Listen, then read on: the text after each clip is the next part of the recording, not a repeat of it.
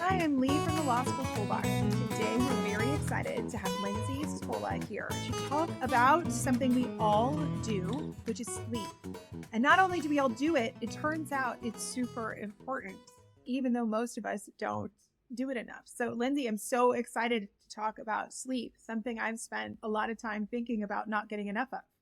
I am super excited to be here and talk about sleep, this thing that all of us spend a third of our life doing, and most of us never thought anything about it other than this time that we spend in bed. So, Like, very excited. yay. Okay, well, to start off, what got you interested in sleep? So, I was somebody who thought that I would sleep when I was dead. I thought that sleep was the antithesis to my productivity. It was this thing that got in the way of me being productive. I've always struggled with being sleepy. The first time I talked to my doctor about this, I was 16. I was having these episodes where I was in class and felt otherwise engaged. And then all of a sudden, out of nowhere, sleep would just hit me like a hammer. And I would feel like if I didn't go to sleep right now, I was going to die. And I would sneak into the bathroom and I would take a 15-minute nap and I'd feel better. But this kept happening to me. And so when I went to our family doctor, she said, "You're busy and busy people are tired." And this mantra sort of just stuck with me. And I was busy. I wanted to do all the things. And I went to college and I did all the things. And then I started working on Capitol Hill for a congressman with a bunch of people who were busy and did all the things. And I never saw them sneaking into the bathroom for naps. And this sort of continued on for me for a lot of my career. And then when I was 35, I hit a brick wall and I just basically became a lunatic zombie. And if I didn't have to get out of bed, I wouldn't. I was having these moments where I'd be driving down the freeway and all of a sudden I would realize that I hadn't noticed anything that happened in the last 10 minutes and was long past the exit that I was supposed to get off of. When I was doing something like washing dishes, I felt like I was like taking micro naps.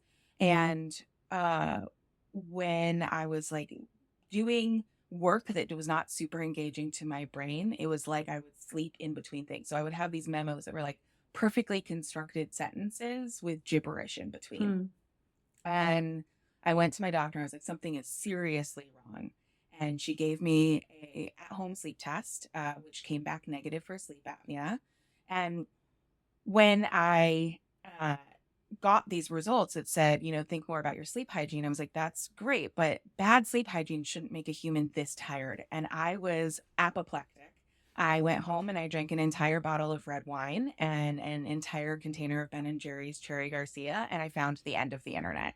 And so I go back to my doctor with armloads of evidence that I still have sleep apnea, the only sleep disorder I'd ever heard of. And I was like Annalise Keating, ready to make my defense. And she stopped me and said, "We are now beyond both of our education on sleep." And it took a literal temper tantrum on the floor of my doctor's office to find out that sleep specialists were a thing. So at 35, after experiencing symptoms for 19 years, I went to see a sleep specialist and found out I had narcolepsy. Now, the only thing I had ever seen about narcolepsy was the clip from Deuce Bigelow, Male Gigolo, which came out in 1999. So I'm guessing most people listening to this were not even born yet.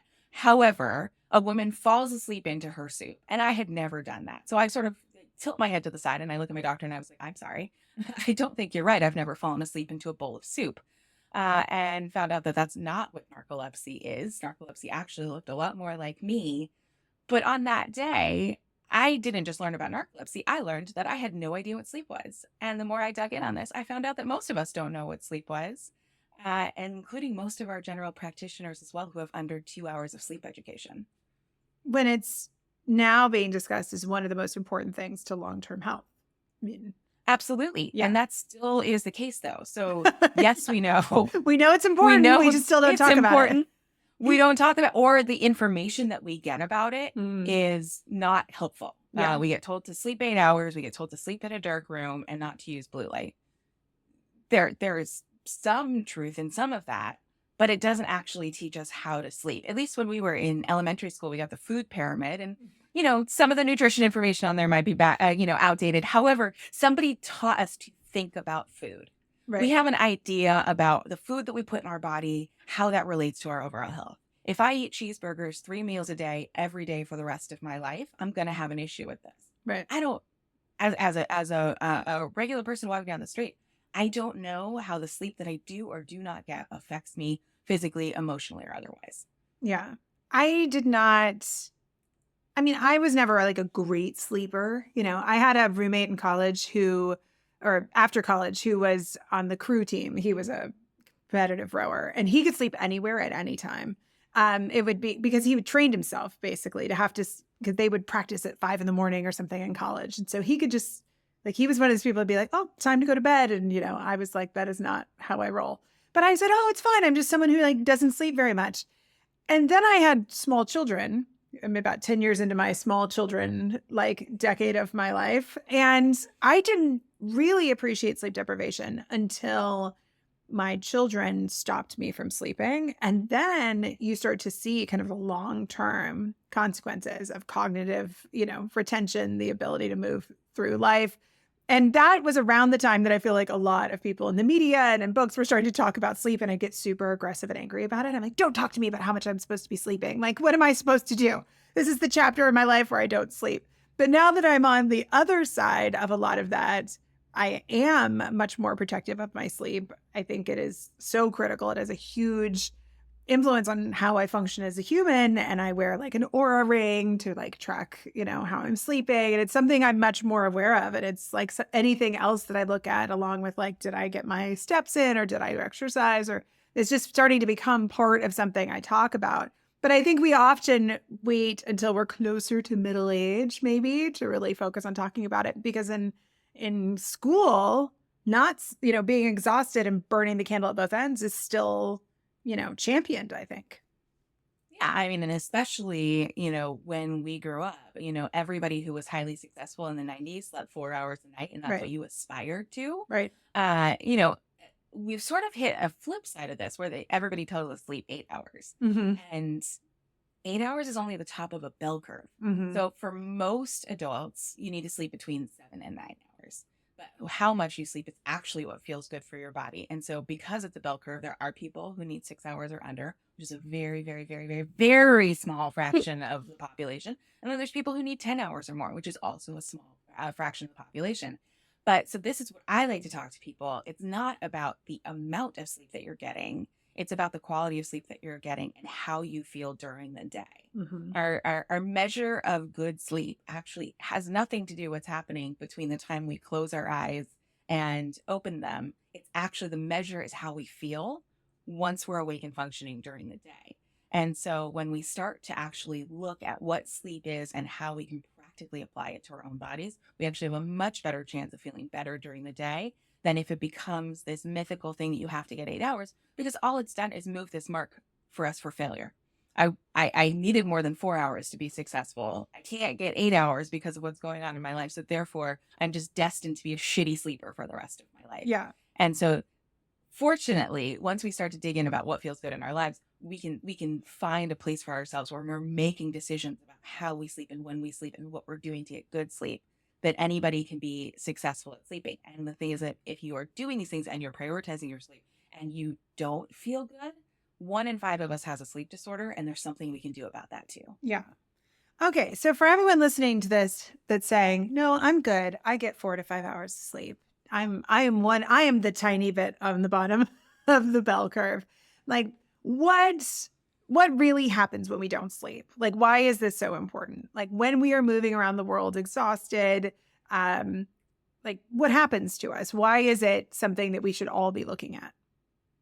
So for starters, sleep is where our memory retention happens. It's where short-term memory becomes long-term memory. So if you're not getting enough full cycles of sleep, especially REM sleep, you're not, your memory is going to struggle. This is really important if you're somebody who is listening to this, who's taking exams in law school or getting ready for the bar exam, that if you want to retain information, you are much more successful if you sleep on something new that you learned than trying to cram it and force memorization of it.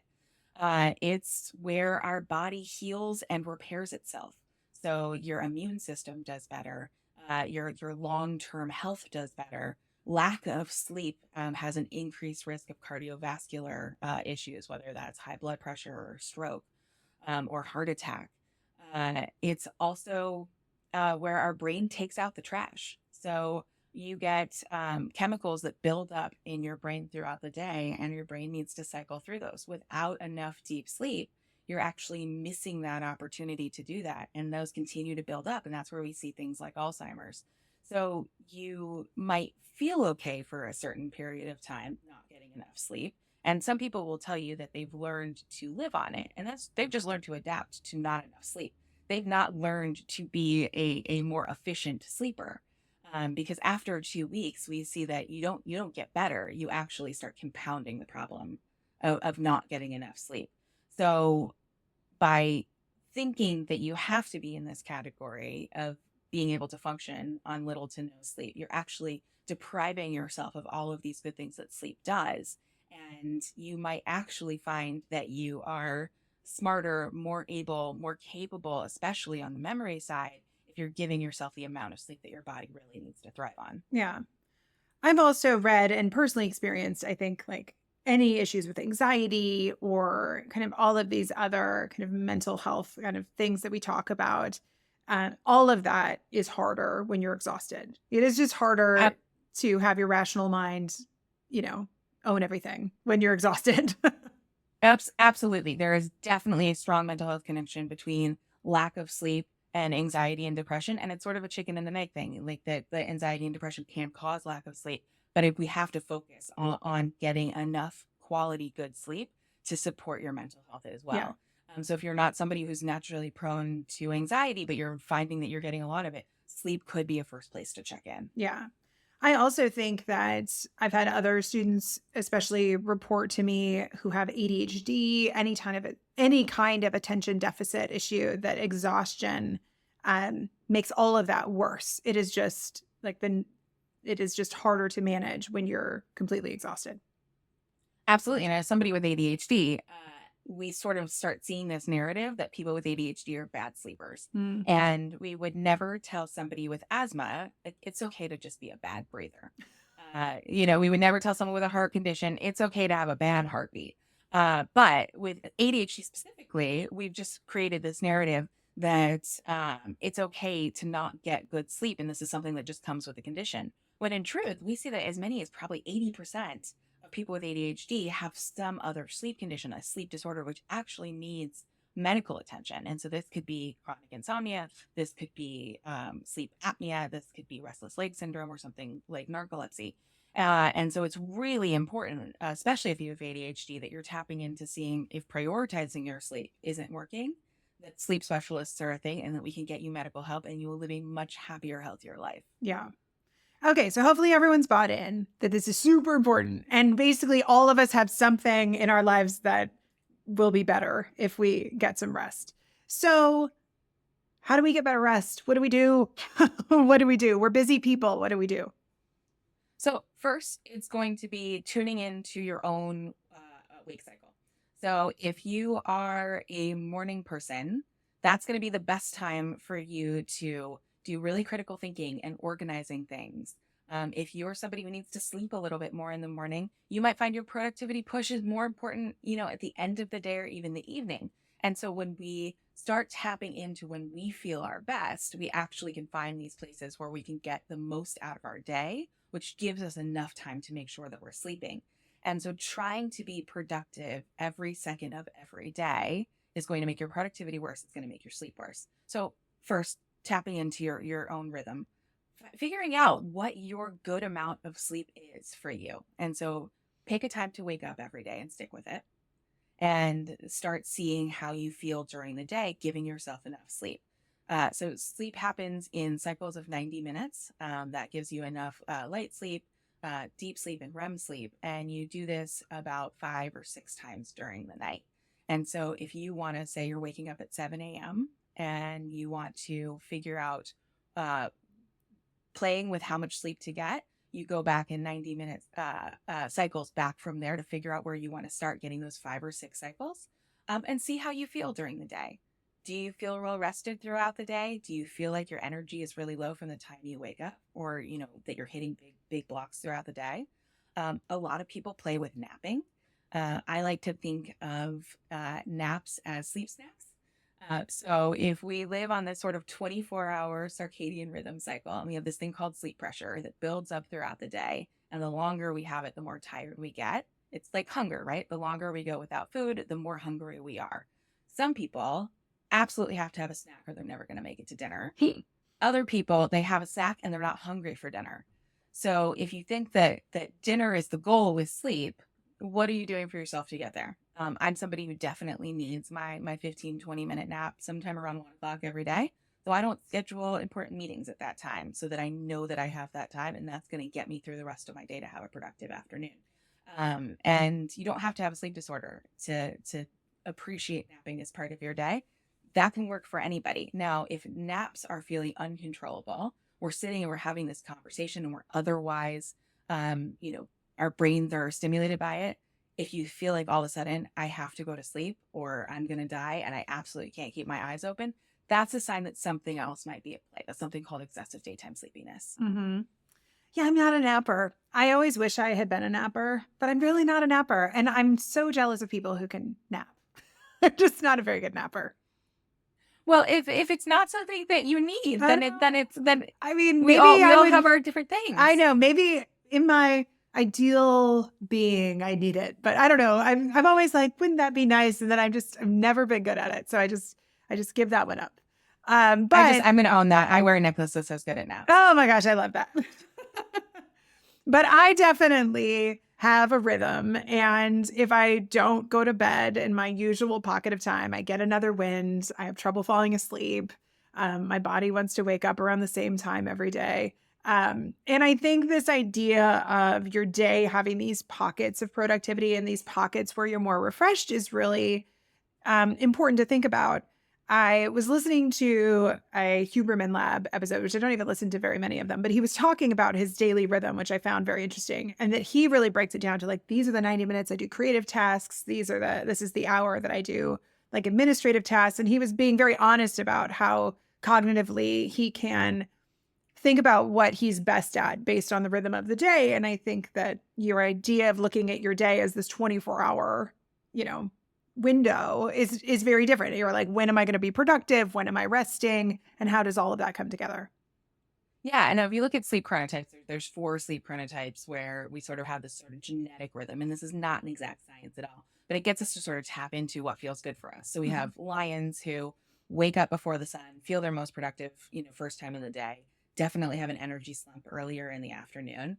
You have bears who are the people that the 9-to-5 system was built for. You sort of wake up with the sun, set with the sun, and you feel most productive, during the main hours of the day. We have our wolves who are, our late night folks who feel like super creative as the night goes on, tend to want to fall asleep after midnight. 8 a.m. meetings can feel excruciating for them. And then we have dolphins who are sort of unpredictable in their sleeper. These are our light sleepers or have inconsistent sleep rhythms. I'm one of these folks. So I don't know when my sort of creative moments are going to hit for me. So it's uber important for me that I keep as much flexibility in my schedule as possible and really try not to overload myself in the afternoon and evening, because this is usually when I'm going to hit an energy slump. Yeah. And so once you start thinking through that, it makes you give yourself a lot more permission to work with what feels good for yourself. And you also, you realize that none of us are going to be a machine. Nobody is going to wake up. I'm not a machine. Wait, what? Right. And sometimes it takes into our 40s to figure this out. It's true. But if you are not somebody who naturally wants to wake up at 5 a.m. and go to the gym and feel your best, you're never going to force yourself to be that person. Yeah. And so it's super important to tune into that. And then, I think that as we're learning about sleep and playing with sleep, those of us that have been accustomed to this thing called sleep hygiene is that it's a checklist. And if I don't check off everything on it that I have failed, I am now destined to be a bad sleeper forever. And this is my fault. And the thing is that it can be very small, manageable changes that help us get the type of sleep that we need. You might be more light sensitive than you realize. You might not have an issue falling asleep because lights were on earlier. But you might actually find that lights in your room are actually waking you up or making your sleep lighter. So, in our room, we have, stickers on things that are that are indicator lights that are keeping me awake. The curtain behind me is a blackout curtain, so any light that's coming into the room, doesn't hit first thing in the morning when my husband and I sleep a little later than when the sun comes up. And so just like those like micro changes are really good. As someone with ADHD, I have a constant narrator running through my head. And sometimes the narrator does not want to settle down. And the narrator would like to go through a conversation I had in third grade and whether or not I said the right thing in that moment, or if the teacher who punished me for talking too much in class that day was in the wrong. And so I have found that TV helps quiet that narrator. So for years, I thought I needed to sleep with the TV on, and then the light from the TV would wake me up, and then I would be up in the night. And so it's just the dialogue from TV. So now I sleep with a sound sleep mask that has flat panels. I can sleep on my side. I set a 30-minute timer on my phone to turn off when it's done. I put on a show I'm not emotionally invested in, so it's something I've seen before. Lighthearted comedies like Girls Five Eva is like one of my like jams to fall asleep to. And then in 30 minutes it's off. There's no light that's on. And then the mask is a blackout mask. So any other light that's coming into the room isn't keeping me up or waking me up.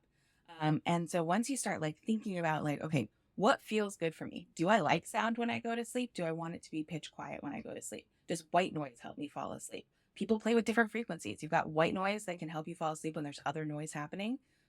Pink noise, brown noise that can give you like different types of grounding or different kinds of dreams. Enjoy it and think of it as a puzzle that you're putting together. I had a doctor who told me that I was going to feel really good on a vegan diet that didn't have oil in it. And when I started doing that, I was like, oh, the food tastes amazing, but my body stopped moving. Everything in my body just stopped moving. And I was just a pile of sludge because it turns out that was not a good diet for me. And I do much better on a Mediterranean diet with low, light protein and olive oil in it. And so all of us are going to do different things at different times and feel better doing it. And that's okay. Yeah, I think it's true. I mean, we have to be on this journey to figure things out for ourselves. So some of the kind of checklist of things that you have mentioned is that if you're not sleeping enough or you're feeling very tired, you want to start looking, at this traditional sleep hygiene that we've all read blog posts about.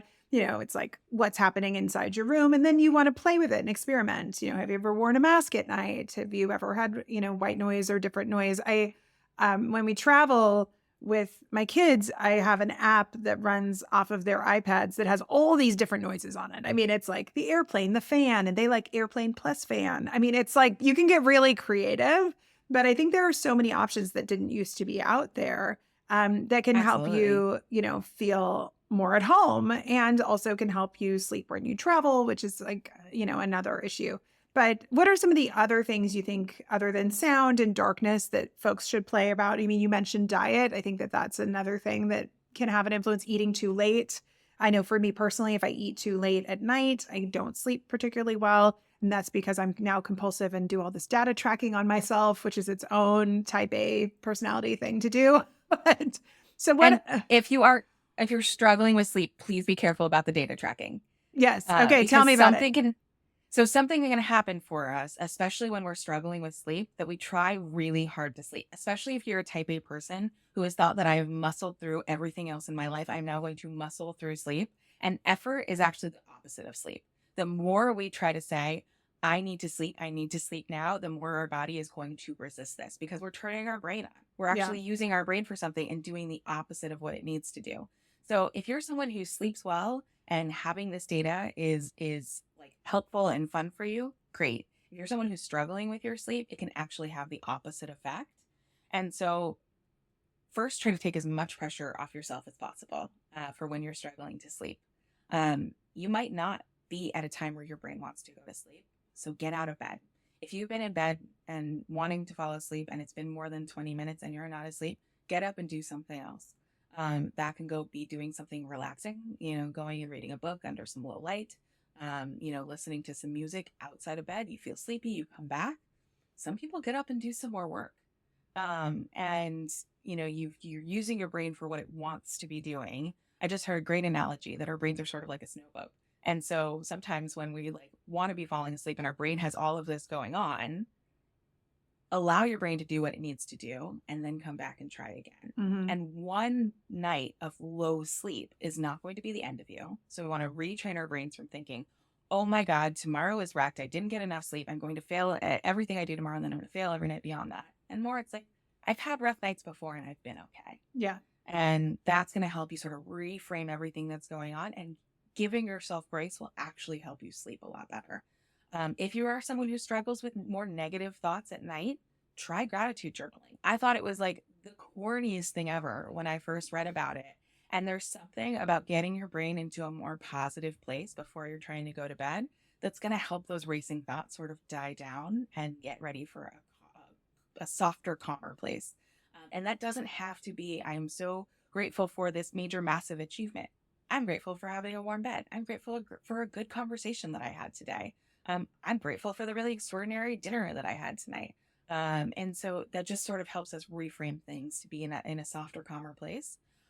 If you are someone that really enjoys being on your phone before you go to bed and you're having a hard time falling asleep, it could be the content that you're consuming. Mm-hmm. So if you're watching like a really dramatic TV show that's asking your brain to do a lot of work, that might not be the thing. I do like being on my phone before I go to bed. I can't watch political content right now because it fires up every nerve in my body. So I love watching people cleaning cast iron skillets on Instagram. I'm never going to restore cast iron skillets. I don't have a desire to do this at all, but there's something so extraordinarily calming for me about watching other people do it. And that sets me off to dreamland. And I love doing it at night, and it makes me super happy. So whatever your jam is, like, go and like train your algorithm. This is the content that you want to see. And figure out what you're telling your brain is nighttime. I'm really sensitive to smell in a good way. Like, certain smells will remind me of things, certain smells will calm me down. So I found that I really like that. LA has been so extraordinarily dry this winter. So I have a humidifier on my nightstand now, and I put a little essential oil in there of like a smell that calms me down, and it tells my body like, okay, it's time to calm down. It's time to get ready for bed. So there's a whole long list of things we can play with. Yeah. So let's say that you are joining the workforce. Maybe you are a young lawyer, you're joining a big firm or a high stress job, and the narrative is everybody's exhausted because everyone's working all the time. So how do you kind of hold that narrative, and also the fact that you want to work a productive amount of time and still find that balance? So we are never going to all be in control of our schedules 100% of the time every day. And sometimes you are going to go through a period where you're going to need to potentially do more work than your brain is, sort of wired to do to have the most restful time. So, protect as much piece of your day as you can. If you're staying up later for work, maybe you're pushing some personal stuff to a later time. I know that when I was like working on Capitol Hill, when I was, right out of school, and we had things that were going late into the night, like I still felt like I had to like meet all of these other things in my life. And so I was adding a social life on top of that, and then going out later than that. And then you still have to be at work the next day. And I am not naturally a morning person. So I was pushing my body to do things that it didn't want to do. So I think, wake up as consistently at the same time as you can every day. So that when you get past that like crazy time that you've been in, your body naturally wants to go to sleep at this time because you've sort of trained it for a cycle. And again, lean into your productivity moments.